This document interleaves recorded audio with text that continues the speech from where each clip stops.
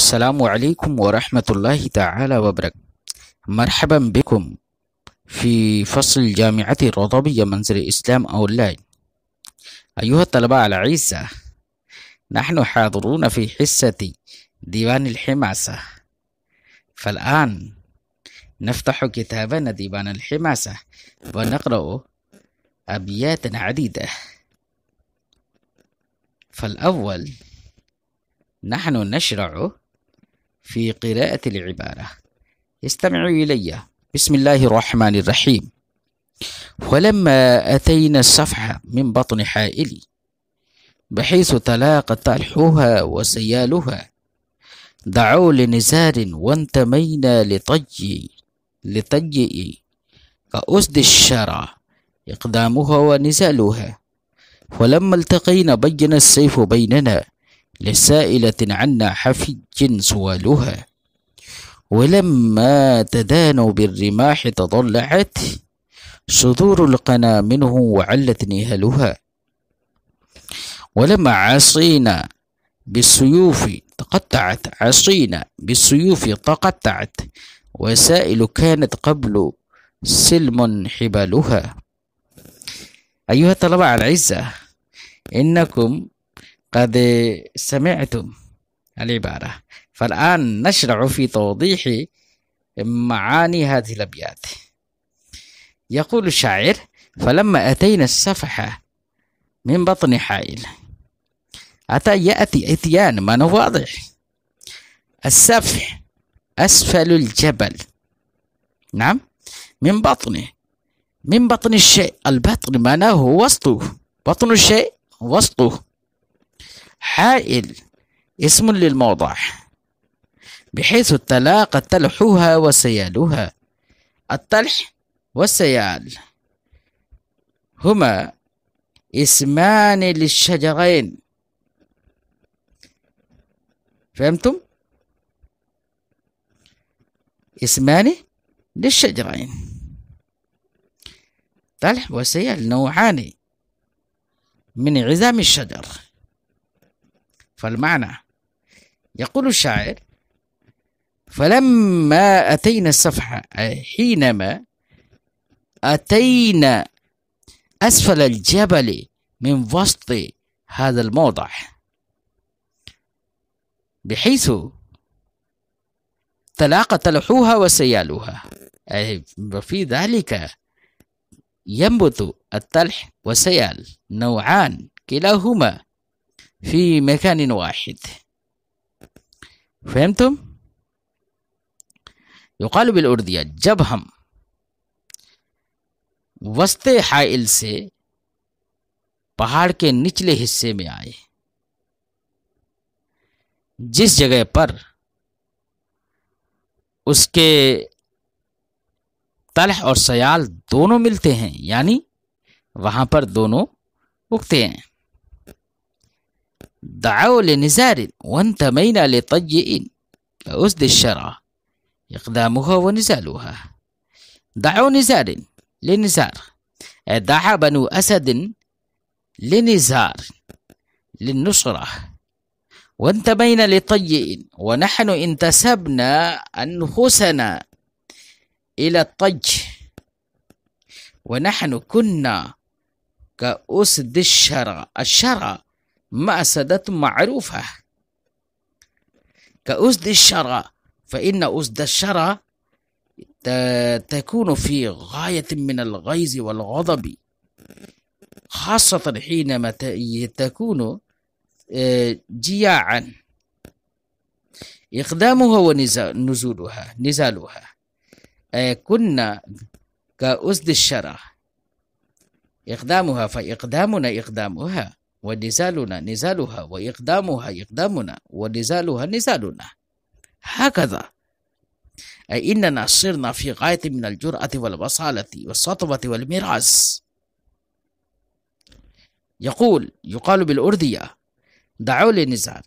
انہوں نے یعنی بنو اسد نے نزار کو پکارا اور ہم نے اپنے قبیلے تی کی طرف اپنی نسبت کی، اور ہم سب کے سب شرح جھاڑی کے شیروں کی طرح مضبوط اور طاقتور غصے میں آ گئے. اقدام ہوا و نزالوہا، ہمارا اقدام ان شیروں کا اقدام تھا، ہمارا اترنا ان کا اترنا تھا، ان کا اترنا ہمارا اترنا ہو گیا، ہمارا ان کا چلنا، ان کا اقدام کرنا ہمارا اقدام کرنا ہو گیا. فالشاعر في هذا البيت يبين ما لهم من الشجاعة والبسالة. ولما التقينا بين السيف بيننا للسائلة عنا حفج سؤالها يلتقي التقامانه قابل بالسيوف. يتعارك بين السيف، أظهر السيف بيننا لزوجة سائلة عنا الناس. فهمتوا؟ حفج، الحفج هو السائل الذي هو يبالغ في سؤاله مبالغة كثيرة، مبالغة جدا. فهمتم؟ يكثر السؤال هو الحفج. فالمعنى ولما التقينا بين السيف بيننا، حينما التقينا مع بني أسد، بعد التقائنا وحينما وقع بيننا وبينهم المعركة، وحينما وقعت الواقعة بيننا وبينهم، وحينما وقع الطعان والضراب بيننا وبينهم، بين السيف بيننا، فأظهر السيف ما لنا من القوة والمراس وما لنا من السطوة والشجاعة. أظهر السيف. لماذا؟ لما أن السيف كان متلخطة بالدماء، مفلولة مكسرة. فهذا هو يبين ويظهر أن لنا قوة ومراسة والشجاعة وبسالة. فبين السيف بيننا، أي أظهر السيف بيننا ما لنا من السطوة والسلطان. لسائلة عنا، لزوجة، امرأة سائلة، سائلة الناس عنا، عن أحوالنا، ويكون سؤالها كثيرا مبالغا جدا. فهمتم؟ يقال بالأردية، جب ہماری ان سے مدبھیڑ ہوئی تو تلوار نے ہمارے احوال نمایاں کر دیے. اس عورت کے لیے جو ہمارے بارے میں لوگوں سے پوچھتی ہے اور جس کا سوال بڑا مبالغے میں رہتا ہے، بہت زیادہ سوال کرنے والی ہے. فنسبة الحفج إلى السؤال نسبة مجازي. ولما تدانوا بالرماح تضلعت صدور القنا منهم وعلت نهلها. لما تدانوا بالرماح، تدانى يتدانى، تدانى أي تقارب كل واحد منهما. تدانوا حينما تقاربوا بالرماح والطيحان، أي حينما تدانوا وتقاربوا متلبسين بالرماح. تضلعت، هذا الجباب لما تضلعت صدور القنا منهم. تضلعت صدور القنا. تضلع معناه تضلعت الدابة إذا أشبعت من الرعي بحيث انتفخت أضلاعها. فقال تضلعت صدور القنا، أي أشبعت صدور القنا مرة في أول مرة من دمائهم، وعلت نهالها. عل يعل تعليل، علت، عل يعل، وعلت معناه علت نهالها، أي شربت مرة أخرى. نهال جمع ناهل، معناه العطشان. فهمتم؟ فالمعنى يقول الشاعر حينما تقاربنا وتقارب بعضنا بعضا متلبسين بالرماح، فتلك الرماح قد تضلعت وأشبعت القنا جمع القناة ومعناه الرماح. صدور القنا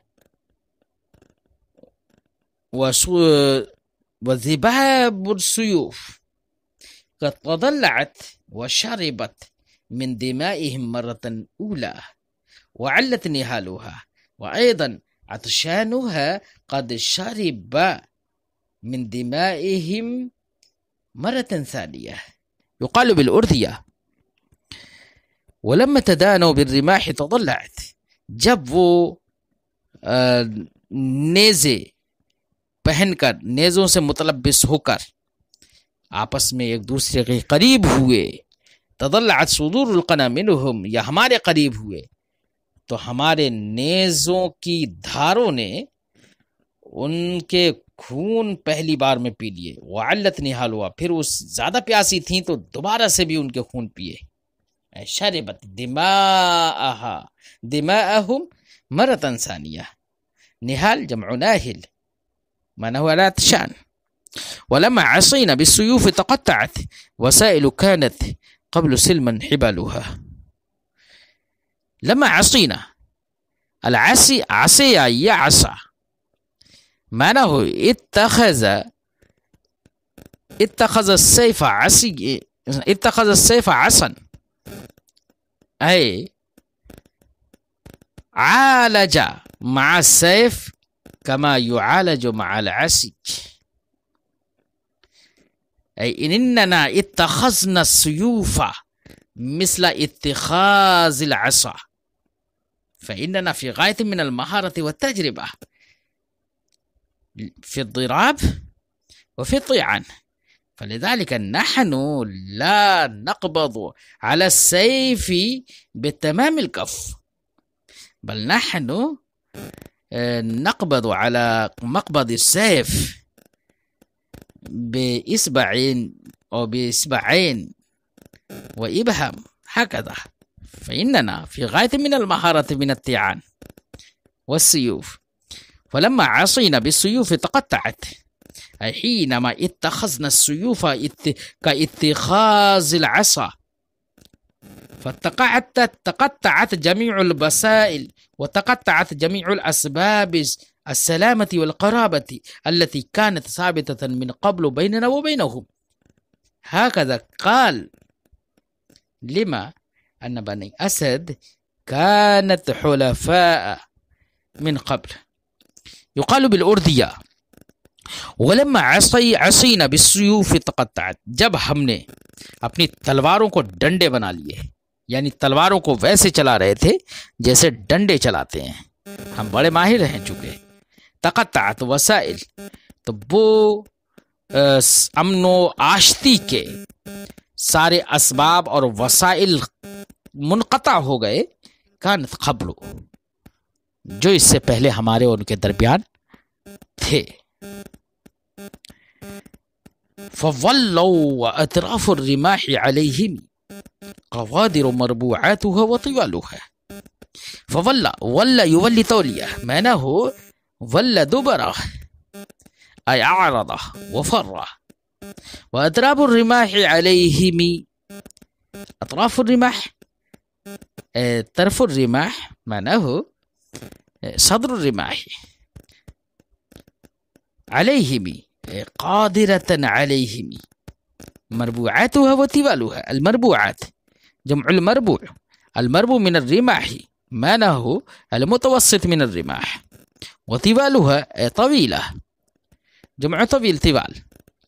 فولوا وأطراف الرماح عليهم، أي إنهم قد فروا من المعركة، والحال نحن نهجم عليهم من جانب أدبارهم أيضا. فلذلك أطراف الرماح قد وقعت، صارت واقعة مستمرة عليهم، وكانت متوسطات الرماح وطوالها قابضة عليهم حيث كانت واقعة عليهم من جهة أدبارهم. يقال بالأردية، تو وہ میدان چھوڑ کر بھاگ گئے اس حال میں کہ نیزوں کے اطراف اور ان کی دھاریں ان کے اوپر پڑ رہی تھیں. قوادر و مربوعاتها و طوالها، نیزوں کے متوسط نیزے اور لمبے نیزے سب کے سب ان کے اوپر قادر تھے، یعنی ان کے اوپر قابض تھے، وہ بھاگ نہیں سکتے تھے. وقال عمرو بن معاذ کرب ليس الجمال بميزر فعلم وإن رديت بردة. أيها الطلبة الأعزاء، عليكم أن تحفظوا ما يأتي من الأبيات حفظا تاما، فإن هذه الأبيات في غاية من الجودة وحسن وجمال. فهمتم؟ يقول وقال عمرو بن معاذ كذب ليس الجمال بميزر. الميزر معناه هو الإيسار، الجمال معناه هو الحسن. فاعلم أيها المخاطب وإن رديت بردة. رديت معناه ارتدى وارتدى اللباس، معناه لبس. بردا اسم للكساء المنسوب إلى اليمن، فالمعنى الصوب المخطط. فالمعنى ليس الجمال بميزر، أي لا يحصل الجمال الحقيقي بإزار. فيا أيها المخاطب فاعلم إن رديت إن لبست كساء يمنية فبذلك اللباس لا يحصل لك الجمال ولا الحسن، فإن الجمال هو جمال العلم والأدب، فإن الجمال هو جمال الباطن لا جمال الظاهر. أن جمال الظاهر لا يغني عن جمال الباطن، فلا بد للإنسان من جمال باطن وحسن خفي، حسن قلب. فالمعنى يقال بالأردية خوبصورتی کپڑے سے نہیں ہے. تو مخاطب تم جان لو، اگر تم یمنی چادر بھی اچھی سے اچھی چادر بھی اوڑھ لو تو خوبصورت نہیں بن سکتے. ان الجمال معادن ومناقب اورثنا مجدا. ثم يقول ان الجمال معادن المراد من المعادن الانساب ومناقب، ها هنا اراد بها الاحساب. اورثنا مجدا، المجد معناه الشرافة والعزة. أورث يورث إيراث معناه جلبة. فالمعنى إن الجمال معادن. أيها المخاطب عليك أن تعلم إن الجمال يحصل بالأنساب والأحساب، فإن الأنساب والأحساب أورثنا ويجلبنا مجدا وشرافة وعزة. فهمتم؟ يقال بالأردية جمال تو نسب و حسب ہے، کیونکہ وہی بزرگی اور شرافت کو پیدا کرنے والے ہیں. اعددت للحدثان سابقة وعدا علندا. اعد يعد اعداد معنى هو جهزه للحدثان أي لحوادث الدهر. سابقة معنى هو الدرع الواسع. فهمتم؟ الدرع الواسع سابقة الدرع واسعة. العد ها هنا عد اسم للفرس وهو فرس شديد العدو. علند فرس قوي شديد. فالمعنى أعددت للحدثان سابقة وعدا علند، أي إنني قد أعددت لحوادث الدهر ولمقابلتها درعا واسعة وفرسا شديد العدو قويا عظيم الجثة. هكذا عددت وجهزت لحوادث الدهر. نهدا وذا شطب يقد البيض والأبدان قده، أي هكذا أعددت نهدا أيضا. وذا شطب جمع شطبة، أي أعددت سيفا ذات طرائق يقد البيض بيضة والأبدان قدا، وذلك يقد ذلك السيف ذا الطرفين يقد البيضة. البيض جمع البيضة، البيضة معناه الخوذة. يقال بالأردية آهني توبي. والأبدان قدا يقد البيضة والأبدان قدا. القد قد يقد قدا معناه القطع في الأرض. فهمتم؟ فالمعنى نهدا وذا شطب.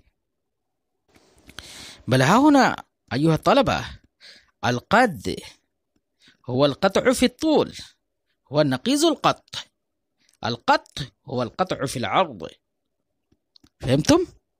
فالمعنى يقول عددت لدفاع حوادث الدهر ولمقابلة حوادث الدهر درعا واسعة وفرسا شديد العدو قويا شديد الخلق.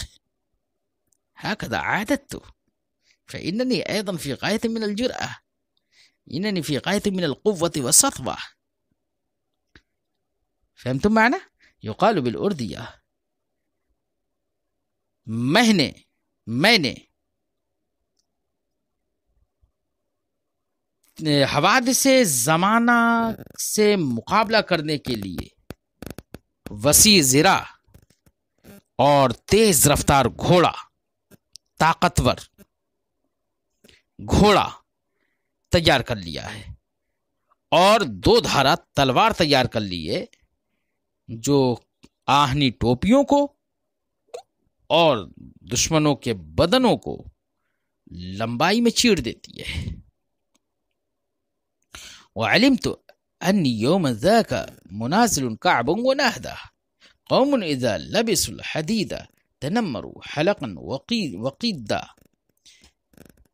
علمت أي إنني أعلم علما جيدا وإني أعرف معرفة جمة. إنني كنت في ذلك اليوم المعهود منازل منفرد. أنا أقول منفردا لكعب ونهد، أنا أقول نزالي. فهمتم؟ منازل المنازلة حينما يتقابل المتقابلان فكل واحد منهما يقول للآخر نزالي فيقال هذا المنازلة.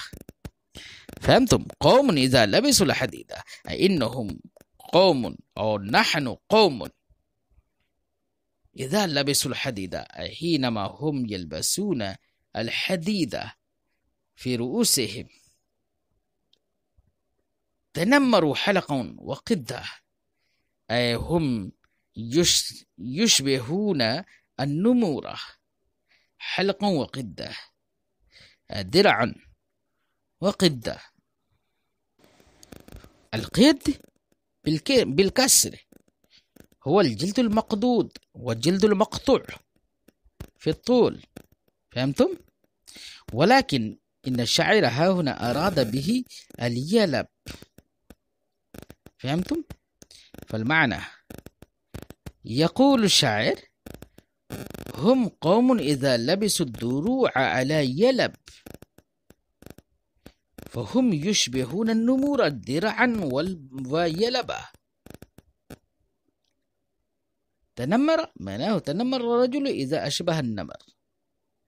فالمعنى بالأردية وہ لوگ مجھے معلوم ہے کہ میں اس دن کعب اور نہد سے کہہ رہا تھا نزالے آؤ اترو میدان میں لڑنے کے لیے۔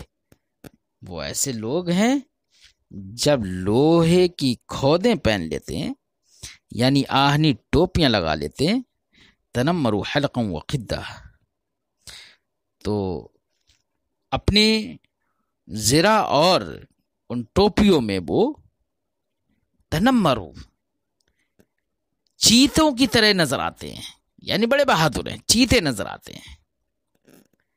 ایوہ طلبہ العزہ الدرس اليوم ينتهي إلى هذا الوقت.